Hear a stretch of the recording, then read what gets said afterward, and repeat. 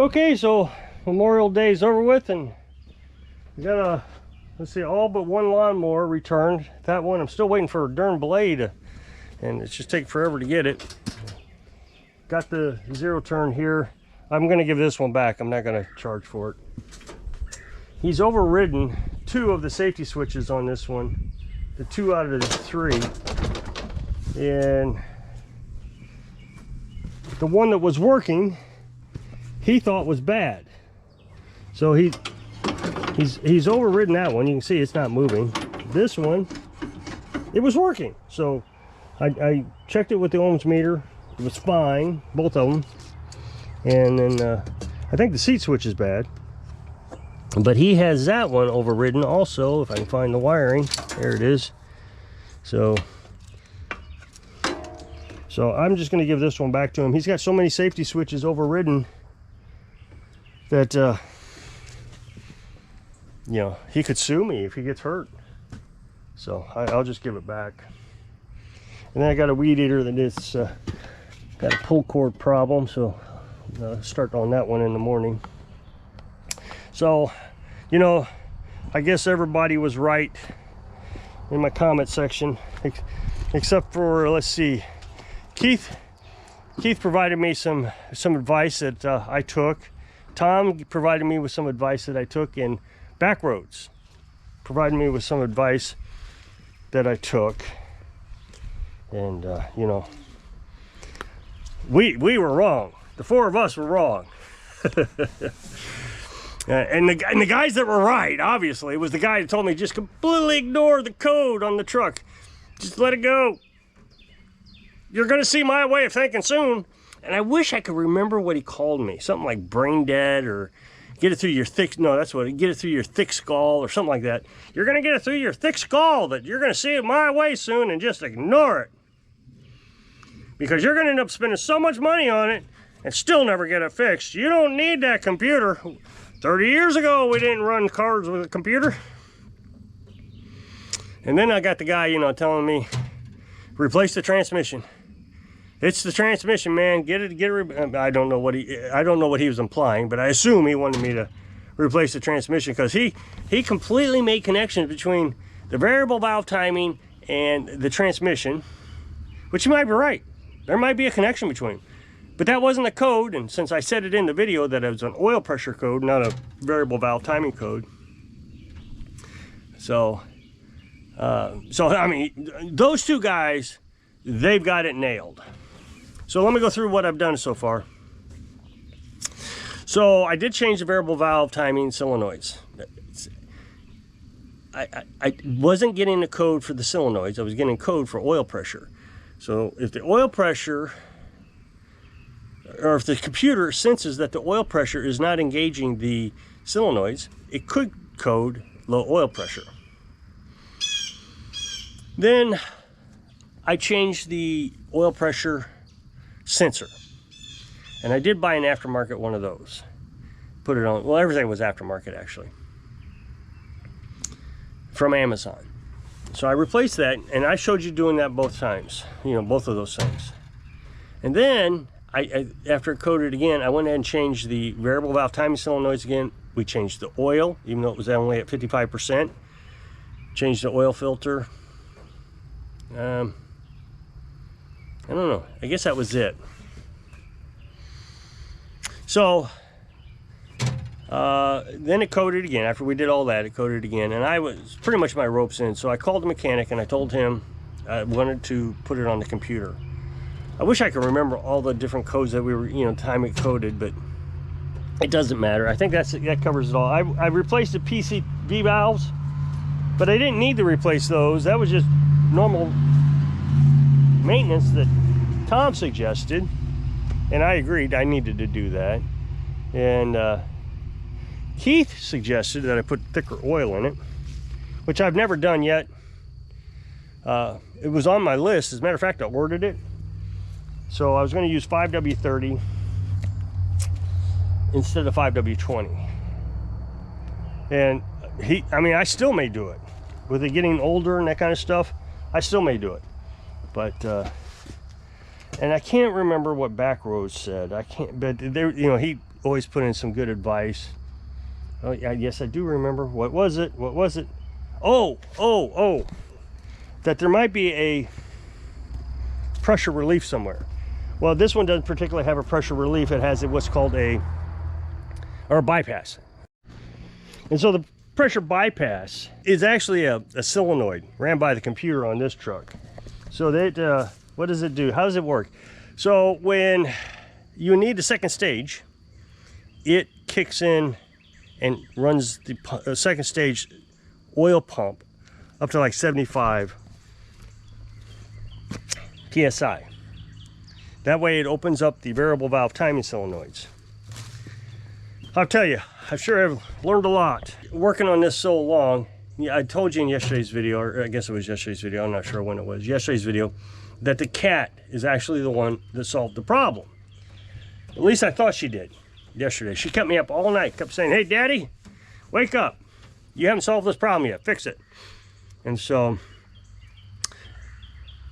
yesterday we spent all day running back and forth to town getting a new pressure sensor. Now I told you that I already changed the pressure sensor. It was an Amazon buy, it was $30. So I went to AutoZone and picked up a Duralast. And the Duralast is, let's see, it's an aftermarket, but it was $100. So I got home and I was like a pit crew. I mean, within an hour I had the whole thing changed out.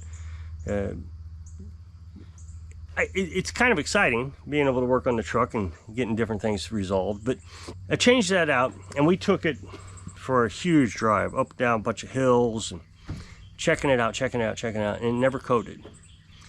So this morning we took it back to a spot that we knew that it coded every time.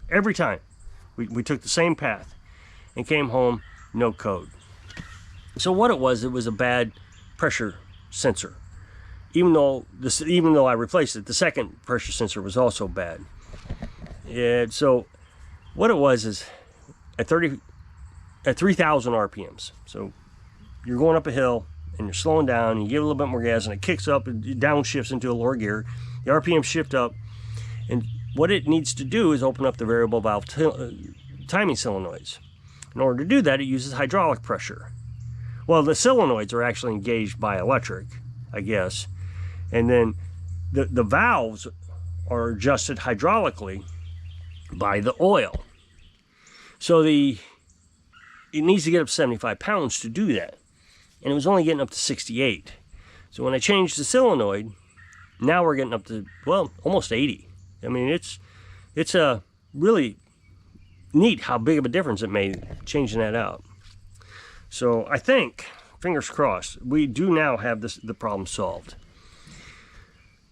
Which brings me back to advice. I don't give advice.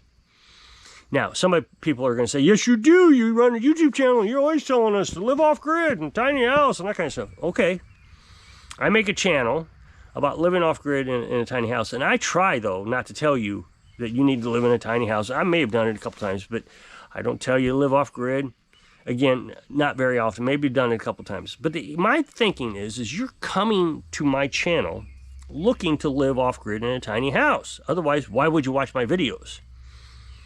So you're asking for some advice or information or learning, teaching. And so that's what I try to provide. But if I meet somebody out on the street, I don't provide them with advice, ever, unless they specifically ask for it. And in that case, I'm very cautious about it. I'll even say, I'm only suggesting this because you asked. Somebody emailed me a while back. And he said, where's a good place to live in Missouri off-grid? And I told him, and he gave me a little bit of criteria, and I told him exactly where a good place is. You know, he didn't say anything about population. He didn't say, it had to be a small, quiet town or anything like that. He said, a place without codes or, limit, they don't enforce code or, all that kind of stuff. So I told him. And he replied back, well, that doesn't seem like a very good spot. It's overpopulated. What about this place? So I replied back, you asked for advice, and now you're criticizing my advice. Don't ask again. So I didn't answer, what about this place? That's why I don't give advice, is because, first of all, people, I don't know, why ask if you're not going to take it? Or I don't even care if you take it. That's not the point. Why are you going to complain that you got advice even though you asked for it? But I don't ever ask for advice. I desperately try to stay away from asking for advice. Unless I'm going to a YouTube channel or the library or someplace like that. But people want to offer it. And one person told me one time, I said, it's rude. Here's what I said. It's rude to give advice and expect them to take it. And this person replied back, no, it's rude that you don't take advice. What? What if somebody said, hey, I need you to spend $1 million on a new home right now? That's my advice. And you're like, well, I don't have $1 million, so I'm just going to ignore that advice. And then he comes back and he's all mad because you didn't do it. I told you you needed to buy a house for $1 million. Okay, well, that's just dumb advice. It's not even possible. But I do believe people actually think that once they give advice, you better take it. Now, Keith, Backroads, and Tom didn't give advice. They gave suggestions, and they were very clear about this. They said, well, like the PCV, he says, you know, as regular maintenance, you may want to consider. Okay, I may want to consider. He's not saying I have to take it. You may want to consider changing those, because that's just a regular maintenance item, and if they get clogged up, they can blow out seals. Yeah, you're right. I know that. You're absolutely right. And Keith, he didn't even give advice. He said, this is what I did. Okay. That's perfect. As a matter of fact, that's what I try to do. This is what I did. And it worked for me. So I'm not going to tell you what he told me, because he didn't say I could. So I'm just saying he didn't even get advice. He just said, I tried this and it worked for me. And then Backroads, I don't even know if he actually told me to do anything. He was very supportive, and I think he's a mechanic. It's pretty obvious he's a mechanic. So he didn't seem to give advice. He was just like, yeah, that should work, and I'm pretty confident that's a good idea, you know, those kind of things. Like when I reset the computer, he really thought we were onto something there. So, but first of all, to tell me that I shouldn't even do anything, and then say you're thick-skulled for not taking my advice. Okay, now you're name calling, and you're insulted, and you're upset because I didn't take. That's exactly what I'm saying. Don't give advice. People don't have to take your advice. I don't think that way. I'm not the kind of person just gives up on something. So the other one, I've done this before. I know exactly what your problem is. Well, you weren't even listening. You weren't even listening to what my problem was. My problem was I had low oil pressure. Oh no, you got a code for variable valve timing. That's your transmission. And he connected the dots, and then when I said, no, it's not the transmission, and here's why. Because it's low oil pressure. It has nothing to do with the transmission. He comes back and doubles down. That's not advice. That's not a suggestion. That's not, hey, here's what I tried.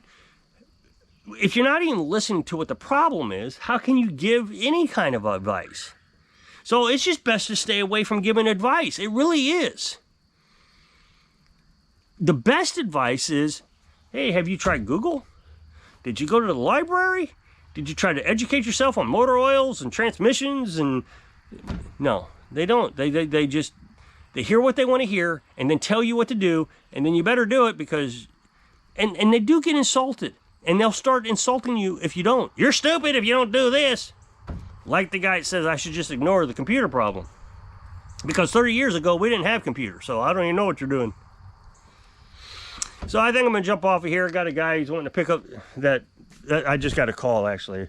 He wants to pick up that Husqvarna. So if you'll click this up next box, it'll take you to a video on my other channel. So if I can inspire you, don't give advice. So you can live your dreams. Thanks for watching.